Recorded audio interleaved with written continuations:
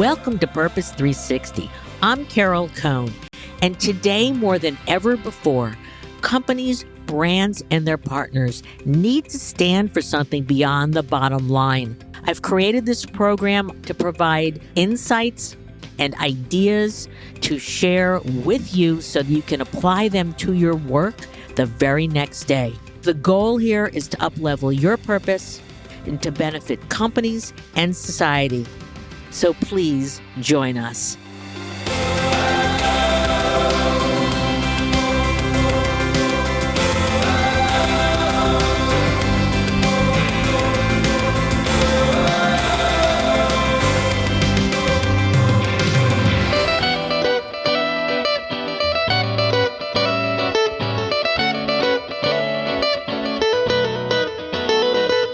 Today's conversation is undoubtedly going to make you hungry.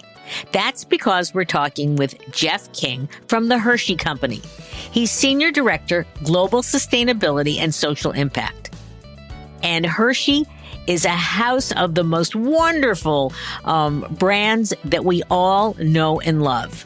Some of my favorites, Kit Kat, Twizzlers, Good and Plenty, Almond Joy, York Peppermint Patties, and of course, Reese's, and many, many more. We're going to learn so many wonderful things from Jeff. The combination of his career journey from marketing and brand management into the creation of the company's global sustainability and social impact approach. We're going to hear about employees multiple times. And that brings so much joy to my heart because those of you who follow my podcast know that I feel that employees are right at the epicenter of any company's purpose that truly sings and works exceptionally. And this company has a marvelous purpose, making more moments of goodness. So let's get started. I promise not to make you hungry. We're going to hear the story of this very large company that has chocolate at its core, with over $8 billion in sales annually, over 20,000 people around the globe, manufacturing in 6 countries, marketing in over 90, and just an amazing company that has its strategy in terms of its commitments from the Milton Hershey School that was founded many years ago by the Founders Trust that provides free K through 12 education to underserved youth, all the way to providing guidance and counsel to small entrepreneurs in countries in Africa where they source their cocoa to help them grow their livelihoods, and then everything in between. So I think maybe you should break out your box of Good and Plenty, not watch a movie, but listen to this wonderful podcast. So let's begin. Jeff, welcome to the show. Thank you very much. Really appreciate being here today. And to let everyone know that I had the wonderful opportunity to have Jeff on a panel at Sustainable Brands in 2019. And he talked about a small portion of what we're going to talk about today, but we're going to really expand our conversation. So let's just start a little bit about you. And so just talk a little bit about your career trajectory, because our listeners I know a lot of them want to have your job. And so they want to know, how do I get there? My background is in marketing. Brand management, working, that's what I went back to get my MBA for, went to Procter, Gamble, came to Hershey through that marketing lens. So worked on brands, the P&L, innovation, customer marketing. I've made those rounds. But I was fortunate enough in an innovation assignment to start looking at social impact and the role that a company could have. And that actually opened the door for me to then transition my career. And I initially came over to sustainability. It's going to be a 2-year assignment. I said I would come over and lead some strategy and probably go back to marketing. And I haven't looked back. I mean, it was an intentional move on my part to think about transitioning my career into something different that just, I think, made me a little bit more of, I guess, a personal purpose more than anything else. So now it's a nice linkage of that business background to be able to translate sustainability back into the business and lead that integration. And I think that's a great point, that you're bringing a business hat to sustainability. And so it's not just philanthropy, community engagement, but it's how truly you can help in today's highly transparent world. And we're going to get into cocoa and cocoa sourcing in a bit. But having both of those hats to wear is really important for our listeners. And so I'm glad that you did that. You were a brand manager at Hershey's, weren't you? What brand were you on? Yes. At the time, I was senior brand manager on Reese's, and then went to innovation. And then I was a global franchise leader as a director for Hershey and Reese. And it's my understanding that Reese's is that the leading brand in terms of sales, or if one of the leading at Hershey's? Yes, it is. Reese's is a year-over-year powerhouse, absolutely. And it's multiple billions, as I've read. It's well over $1 billion.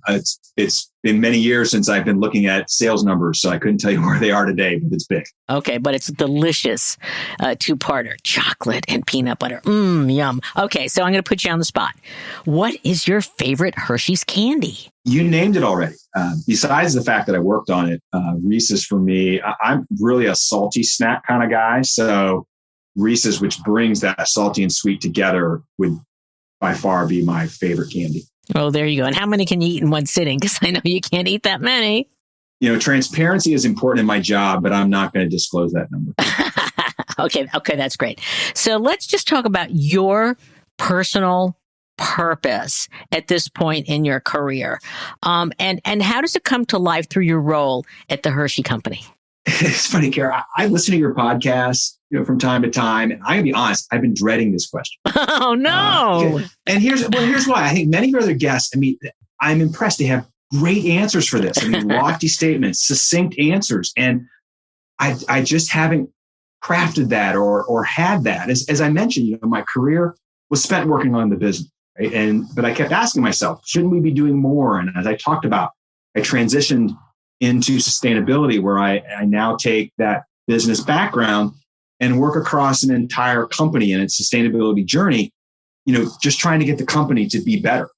So I was been thinking about this. That's probably my purpose statement at this point in my own journey, just trying to be better at what I do in sustainability and the impact that I make and how I can, push and pull the company along. So that would probably be it, just to be better. And I think that's great. I think that's succinct.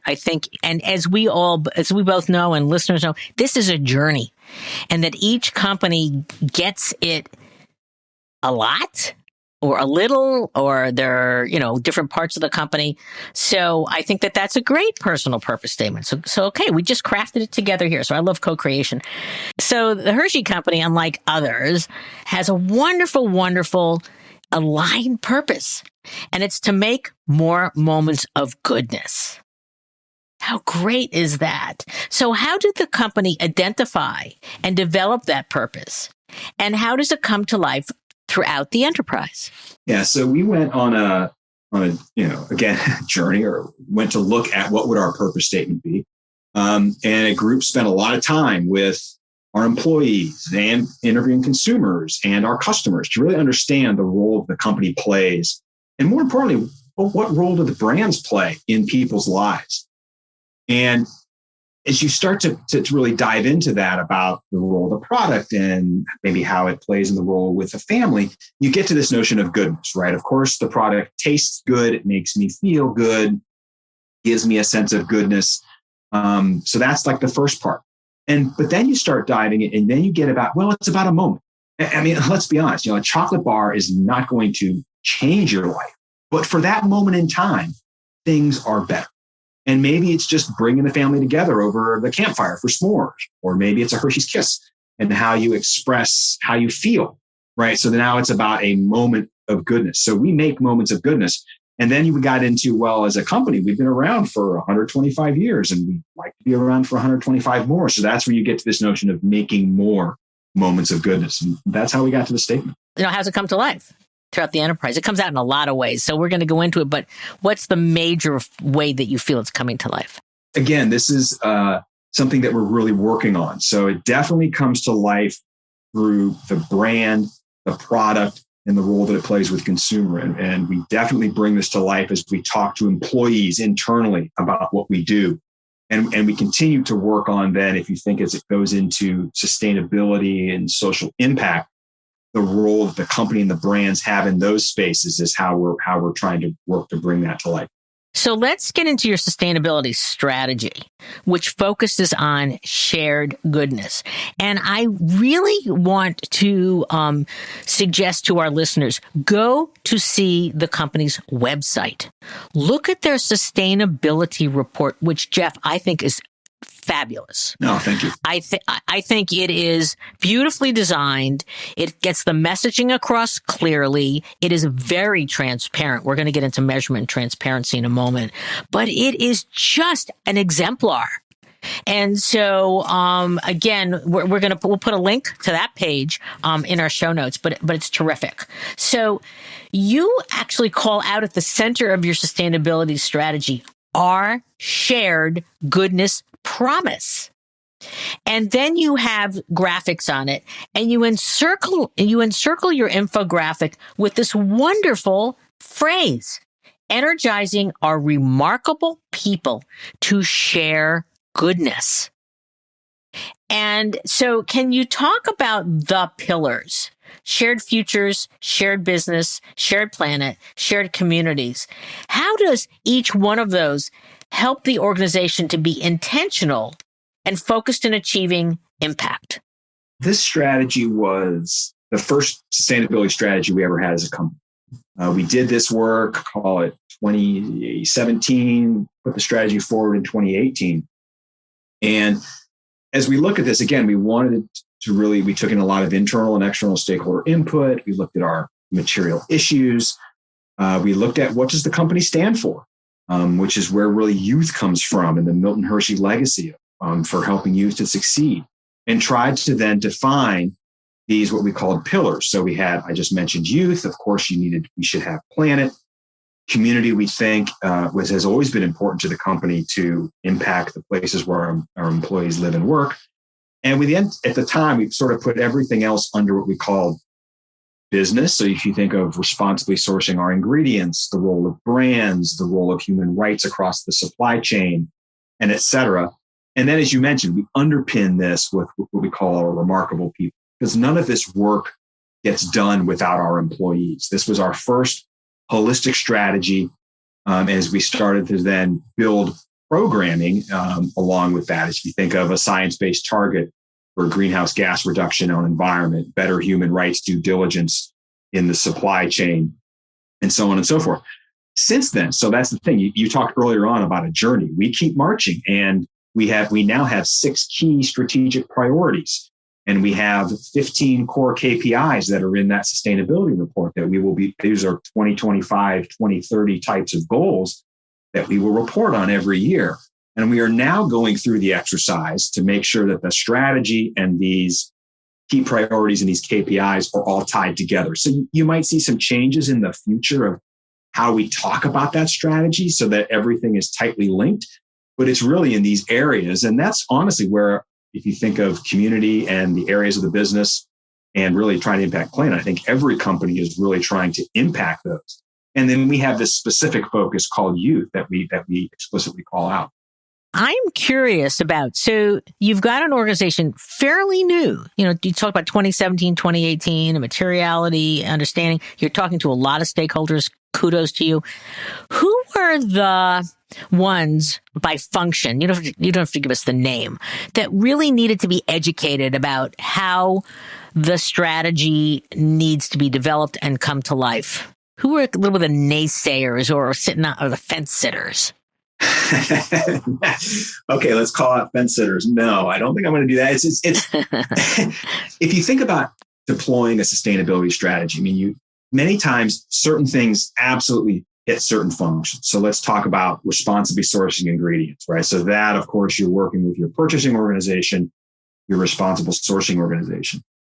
But then as you start to get into programs like Planet and greenhouse gas reductions or water reductions, now you're starting to get into, or think human capital and the DEI space. All of a sudden, this is now a team sport. Every employee across the company has a role to play if you think of some of those things that I just mentioned. So now you're starting to have to deploy this across an entire company and really start to interact function by function on where they may fit within those various programs. So that's really, I think, where sustainability or ESG, whatever you want to call it today, has gotten to is it's the entire company coming together and not just those select few in certain functions to make this whole thing come to life. So how did you educate the C-suite to relevant and well done ESG strategy? Because I'm sure it was like new to many of them. Yeah, I think you just have to look at, you need to bring your leadership along. Because you're right. I mean, they are experts in their specific areas or experts in the business. The notion of ESG or sustainability is new. So we had spent a lot of time with them as we were developing the strategy to I guess you could say, educate them and really just bring them along. And then as you start to have other stakeholders, who speak to the C-suite a lot, particularly investors, you then spend time with your executive team as they want to go out and interact with Wall Street. So you spend time with prepping them on the questions they might get asked, and of course, all of the background to those. And again, it's just been a multi-year journey of bringing them along. And the objective that they have is they want to talk about sustainability as well as they can talk about the business, which is fantastic to hear from an executive team, because then they're really vested in recognizing this is part of the enterprise. Did you, when you were educating them, and obviously you have to be, depending on, does the recipient want a lot of information, a little information? Did you also use any exemplars, like other organizations who are doing it well, whether it's in your category or outside of your category? And I'm curious if you did, if you could mention who you used as good examples. I mean, we've done that in the past. You look at, other companies that are doing it well. Of course, a Unilever jumps to mind. I think, PepsiCo and their Pep Plus just came out with a new version of their strategy that's heavily commercially focused. We would look at as a good example. But I think as you're crafting sustainability strategy and doing the work, I think it is more important to know, where do you want to be on any of these areas, and focus on that and do that well. I think that there is an increasing amount of noise in sustainability. If you think of the amount of commitments and claims that are being made, you can always be chasing the next commitment, try to, I guess, keep up with everyone else, or just say, no, this is where we're going to be. This is what we're going to deliver, and focus on delivering today's commitments, because that's the important part of sustainability. I always like to say, commitments are easy to make and hard to deliver. So we try to be very focused on the work. And yes, we look at other companies, but I think you can spend all your time trying to chase them versus really delivering great results. That's a great answer. I love that. There's also another stakeholder who is your heritage. It's your legacy. It's your founder, Milton Hershey. And I really love this quote. It's the help the other fellow principle is the only one that will succeed in modern business. And he must have said this so many decades ago. And so why is it important to honor a company's legacy and history while you're also trying to move into the future with your sustainability strategy? I think it's critically important. I mean, especially if your company has a long and rich history like Hershey does. And this is critical for a few ways. First and foremost, if you think of Hershey's, we have a role in society. I mean, most folks grew up with Hershey, and you hold space in their hearts and minds, and you need to make sure that you're paying homage to that. Yet at the same time, you have to contemporize the company so that you don't become an aged brand.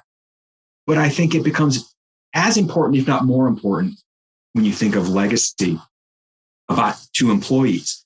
And there's an enormous amount of employee pride on working for the Hershey Company and what the company stands for, where it came from, what Milton Hershey did when it comes to commitment to youth, our role in Hershey, Pennsylvania, and the other places where our employees live and work. I mean, our employees really feel this on why they come to work every day. So you have to make sure that you talk about that legacy because you know it's so important to your employees. It's great because you've mentioned employees multiple times. And so I'm going to give you a big virtual hug because so many organizations are coming late to the party. Oh, yeah, we got to let employees know. But they've been so much of a part of the construction and the co-creation. And the fact that you are honoring Milton Hershey's legacy is just terrific. Another thing that you have in your sustainability work and your report is measurement. And you said this earlier. You talk about setting KPIs. So how did you go about setting them? I know you did a materiality, but then you had to your point, peg them. But you also, in your report, you are transparent. Very much like Unilever, you do a red light, yellow light, green light sort of system, but I think you do pluses and checks and things like that. So you're letting people know we're getting there. Maybe we're not. So why is that important? And then how are you really getting to the core essence of measurement? Yes, I think it's critically important when let's just take, for example, we released a science-based target for greenhouse gas reduction. And that target came out this year. And so we've started to now, the baseline is 2018, and we've started to report where are we on reducing greenhouse gas. I think that's critically important so that people can see, and this is a 2030 goal. I mean, that's a long way away. And so people can see that you are making substantive progress today towards a long-term goal. So I would expect in the future, and as we came out with these core KPIs, you're right, you have typically pluses and minuses, but over time you should start to see actually numerics on where we are. And then when you do that then forces, for lack of a better word, the company to now say, here's why we're doing really well. And if we're behind, here's why. And here's what we're doing to catch up versus the commitment that we've made. Again, that's what transparency is all about. It's being open and honest about what you're doing well and taking credit for that. It's also being open and honest about where you're not doing well and what you've learned and what you're going to do to do better. And so let's talk about an area that's critical for you in materiality, and that's cocoa sourcing. And there's also tremendously hard and tough issues of child labor. And so can you let's give a little more depth to your child labor monitoring and remediation systems, your CLMRS, and how you set them up, how you're managing them long distance, and how you feel about your progress. Is it good? Is it bad? Can you do more? So specifically for child labor monitoring remediation system, we have pledged that in Cote d'Ivoire and Ghana, which are our high-risk areas, that we will have 100% of the farms that we source from covered with CLMRS by 2025. And we are well on the path towards achieving that. And you might say, well, what is a child labor monitoring remediation program? So first and foremost, it's executed by our suppliers or other NGOs that work on the ground, which is the first thing to know is that most chocolate companies aren't out there buying cocoa from farmers. We work with suppliers, and they're the ones who have people on the ground. What a CLMRS system does is you first have a series of education that goes both to everyone who purchases cocoa, so the people who are actually buying the beans, and you set up another system in the community with folks who are trained on what to look for when it comes to child labor on cocoa farms. So let's say specifically, what do I mean when I say that? Child labor is defined as children who are doing work on family farms that's inappropriate for their age. Right? We're not saying that kids cannot work on a farm because kids work on farms all over the world, but they have to do work that's appropriate. What we are not talking about is forced labor. That is a completely different type of issue that we also monitor for. But those should be kept separate. So anyway, so the CLMRS system is working through the formal supply chain and through the community. And they are there to then, if they identify a child who could be doing inappropriate work, you then visit the farmer. Most of these things we then get into remediation. And that's where a lot of this just gets solved by education. So if the child is carrying heavy loads, you explain to the farmer that they shouldn't be carrying things that are heavy. You should be doing that. So many times education solves it. Sometimes a child might not be going to school.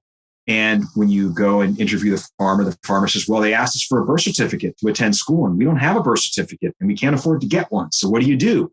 You get that child a birth certificate, so then go back to school. So then you put in this remediation, you visit the farm a few more times over the course of, call it 12 to 18 months, and make sure that what plan that you've laid out is being followed. And then that child is considered remediated. And you move on to the next issue and the next issue. So you asked about how do I feel about this? This is seen as the best in class example of how to cover your supply chain. Now, this only covers the farms that we source from. And what you want to have happen is that everyone sourcing cocoa are using these systems to cover, right, the entire cocoa growing area. But how do we feel about our farms? We feel this is the best system we can put in place just to help mitigate this issue. How have others who are sourcing cocoa, have they reached out to you to learn more about the system so that they can help upscale their work and the transparency of the work? Yes. So we belong to a group called the International Cocoa Initiative, or ICI, where most of the larger cocoa companies, we are all members. And ICI is the one who developed CLMRS, really is seen as the group when it comes to child labor in cocoa. So I would say the larger companies are all doing this today. And then we continue to try to reach out, whether that be through the World Cocoa Foundation or just to other companies, to try to get them to sort of join this collective effort. That's really what you're trying to do, is get everyone to join in. But most of the information then all gets shared at ICI in a couple of meetings a year. So I wouldn't say that we are working to, or especially helping to coach other companies. We would just help, if someone reached out, we would try to bring them into that collective. And have you had the ability to travel, to be on the ground and to witness any of these programs? I have. I've been on the ground both in Ghana and Cote d'Ivoire, whether that for various programs, and CLMRS being one of them, yes. And how did that impact you? It helps to see it, to understand how hard this is. Anytime we take someone there, whether that be a Hershey employee, I've taken nonprofit partners there as we've been trying to do work, and people come back and they say, okay, I get it. They start to understand how dispersed these farmers are, how little infrastructure you have when it just comes roads. Getting from farm A to farm B can be a heck of a journey sometimes. And you start to see what the rural infrastructure is when it comes to electrification and all of these other things. All of the government services that I think we take for granted that are extremely challenged. Then people start to say, now I see why it's so hard to disseminate programming, just because of the environment that you're dealing with here. So I think it's critically important for folks to get on the ground and really see what you're working. And has your CEO, has Michelle been to the field? She has, yes. And I assume that has a big impact on her vision and influence of this kind of work. It does. I think, I'm kind of going through, I think most executives have been there at some point. Once they join the company, there's always the effort to try to get them out into the field. Yes. Yeah. So that's a wise policy. So let's turn to another little bit of a lightning issue for you, which is calories and obesity and candy and nutrition. So how, you've got such phenomenal brands. Obviously, this is a little bit post Halloween. We hope that everybody was, getting out to trick or treat finally. But how do you deal with the calories in, calories out issue and candy? Let's go to one of your open comments, right? You talked about that. I think you said, studies have shown, you said that eating one York peppermint patty a day is okay. That's how we look at it, is that if you think snacks, and not just us, but all kinds of snacks, they play a role in a balanced diet. So that's the message that we put out there, that most folks do. It's about moderation, because we know that I think this has been shown in studies on diets, that when you completely deprive yourself, if you're trying to watch calories, that usually doesn't work out well. So pretty soon you break. You boomerang, right? Right. It just doesn't work. So it's about a little bit is okay. That's the message that we put out. That'll give me reason to have my one Kit Kat a day, which would be great, just or a one. piece of a barkTHIN. Oh my God, it's just so delicious. Okay, I appreciate that. You've developed your corporate purpose, but how are the brands responding to it? Because the brands are so strong just on their own, and they just have such energy and excitement. Are they saying, hey, we want to do a bit more and we want to start individually beginning to bring this purpose to life in some sort of social impact way? This is something, again, that, as we talked about, the purpose statement is fairly new and that we're working through. Because I think you sort of said, each brand is different, right? They have an identity. They say they have a tone of voice. They do. Sometimes they say they have a personification and so on and so forth. And that's critically important for that brand to preserve because that's what they stand for. It's the promise they give to the consumer. For them, as they're trying to stretch into some of these spaces, they're trying to figure out, well, how do I stand for more? An example I would give, this past year, the Hershey brand did a limited edition She Bar. This was aligned with International Women's Day. And we had different executions around the globe. So in the US, the SHE was highlighted. In other countries, they put artwork from female artists on the package and so on and so forth. And it was a smaller program this year, and they really want to make it bigger next year. But the brands came forward and said, well, we really want this to be more authentic. There should be a social purpose or a core to the program. So that's where my team got involved. And we now have 2 global partnerships set up with organizations that support women's empowerment, particularly youth and girls when it comes to empowerment. And again, what we're working through right now, that execution is going to be localized, yet linked to a larger message, or call it a global movement. So again, still working out the details of what this is going to look like next year.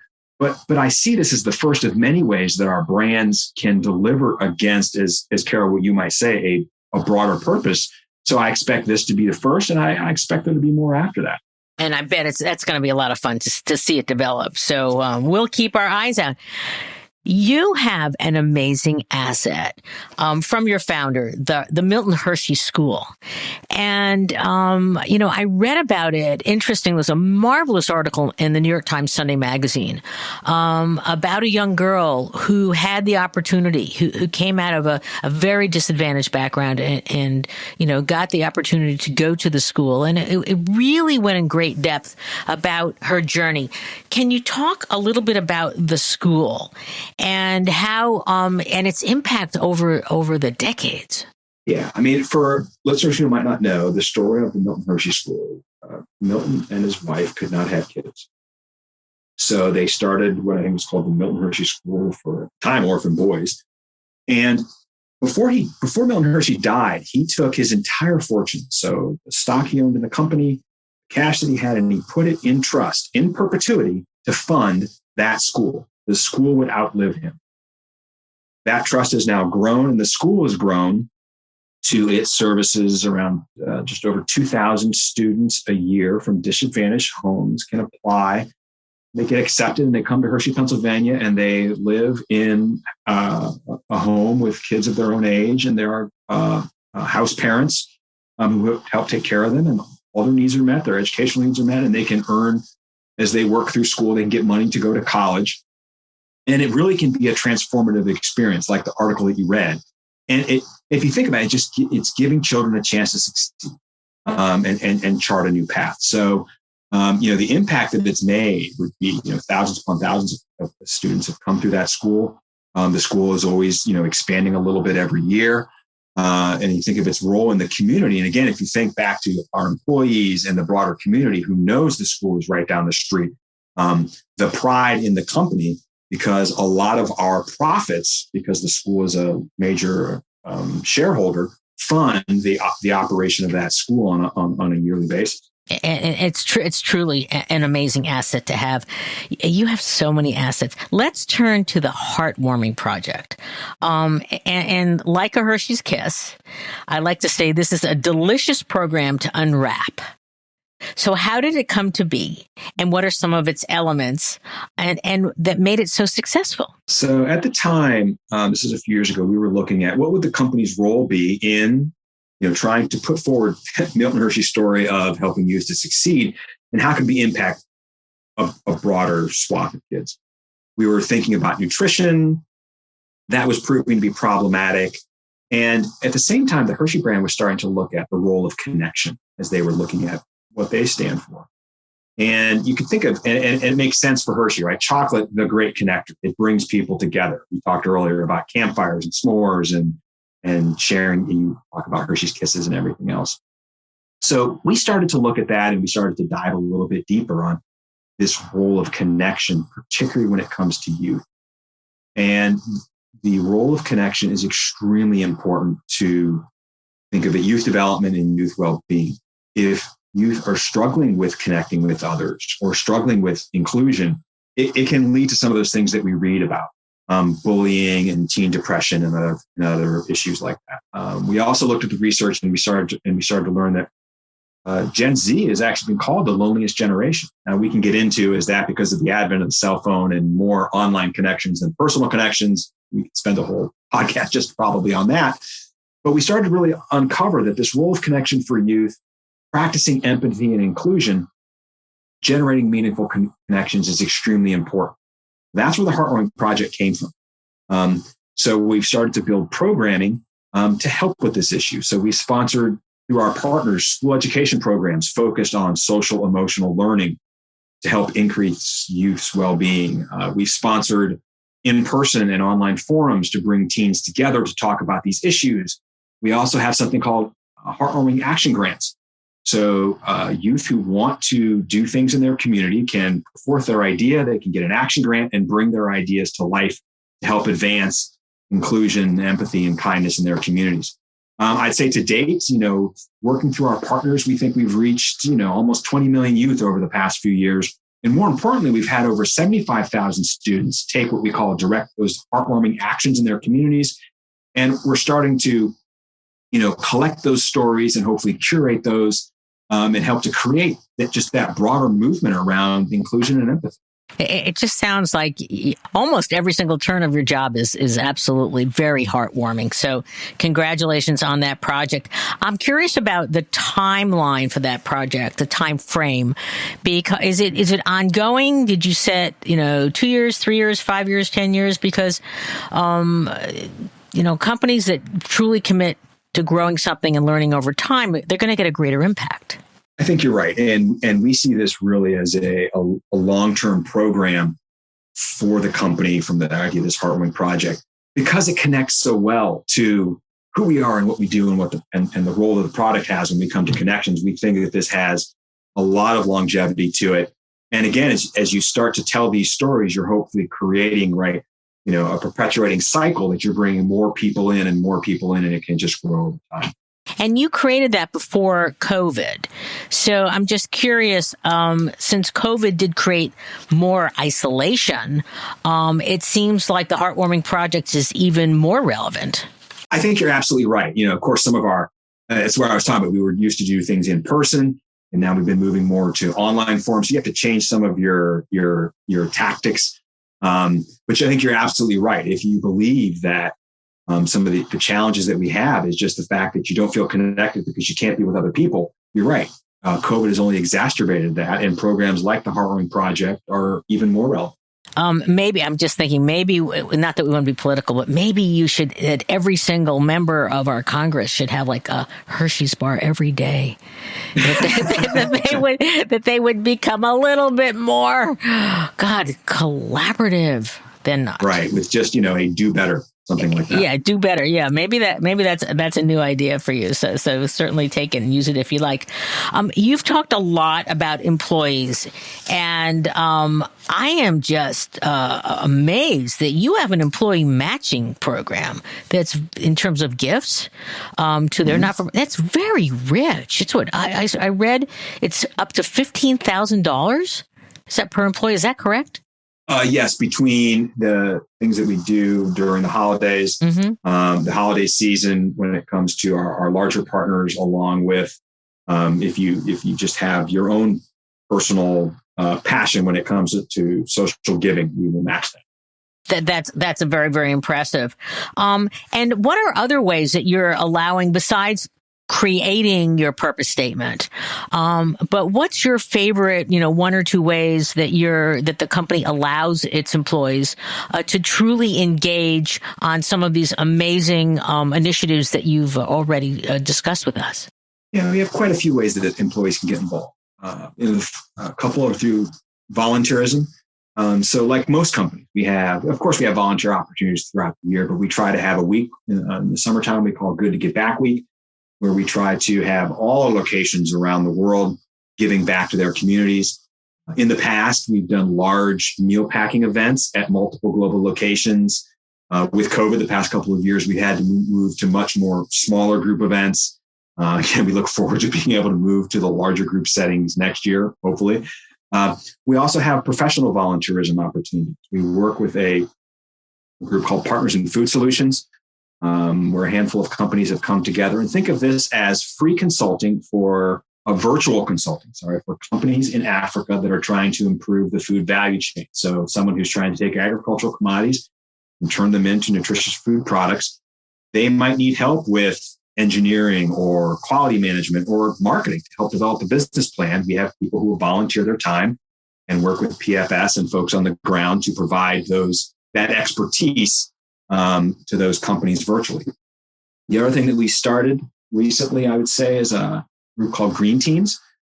These are at most of our sites. We're adding the rest next year, where groups of volunteers who are passionate about the environment can now come together and, learn about some of the programs that we do and come up with their own programs. We've just recently had a large tree planting event and putting in permanent pollinator fields around our technical center, where we had some land that could have been used better, and the employees wanted to turn that into more green space for nature, and we're making that happen.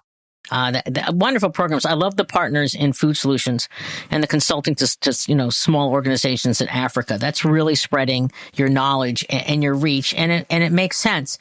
This has been such a delicious conversation, and I hate to draw it slowly to a close, but I always like to ask our guests, what are the 2 to 3 top insights that you have for your peers along their purpose and sustainability journeys? I think, we talked about this a few times. The notion of engaging with stakeholders, I think, is critical. And don't just engage with those stakeholders who tell you what awesome job you're doing. It's important to engage with those stakeholders who are criticizing you and bring them to the table and hear them out. I believe that you create better and stronger sustainability programs if you've heard what they've said and try to take it to heart and see what you could do based off of their input as well. So I do think a broad swath of stakeholders is critically important. The other thing I might say, a lot of folks ask, we feel overwhelmed. We don't know where to start. There's so many things. There's so much great work. And that's all absolutely true. If you have to start somewhere, pick something, one thing that it's important, and just get started. Start small and build from there, because nothing builds momentum in an organization like some small success. So if you're struggling where to start, just pick one thing and get moving. And what would you suggest to a peer that they should say to their CEO who's off on the fence? They're not negative, but they're, how much should I get engaged? What should you tell your colleague that they should say to convince their CEO to move this forward? Of course, it all varies by your CEO and what motivates them. But I think there's, you as a sustainability professional sometimes can only say so much. So think about, we talked earlier about stakeholders. Use them to your advantage, just from the standpoint of who are other stakeholders that might motivate a CEO to get more engaged. It might be the voice of the consumer. It might be your customers. It might be investors. Make sure that there's another authoritative voice to add to your own as that sustainability professional to help talk to that CEO. That is great. Super idea. So I always like to turn the mic over in our last portion of this amazing conversation. What haven't I asked? What would you like to just close with? I don't have anything else from, awesome words of wisdom. Carol, I would thank you for having me today. And quite honestly, thank you for having this podcast. I think it's conversations like this that we can all learn more about sustainability from each other. And again, bring more people into this momentum that we're just trying to create across companies. Well, thank you for those kind comments, and I'll do a little segue, which is that if anyone listening, if you just have a moment, we love to be rated so that we can rise up in the business podcast. So please go to wherever you listen to your podcasts, Spotify, Apple, and such, and give us a rating. And I always like to end. So Jeff, really, I want to thank you for this conversation, and I would like to say that you've provided tremendous insight to how I like to end my question. I used to say, what is your purpose? But I now ask our listeners to truly shift to the point to answer the question, which you did so well today and in all the years of work you have done at the Hershey Company. What is the power of your purpose? So I want to thank you, Jeff King. You are an amazing professional who has brought a business hat to the world of sustainability and CSR. And listeners, don't get stuck on what you call it. Be strategic, be relevant, be resilient, and just keep up with it, because this work is powerful and we need more and more done today. So thank you so much, Jeff King. Absolutely. Thank you for having me.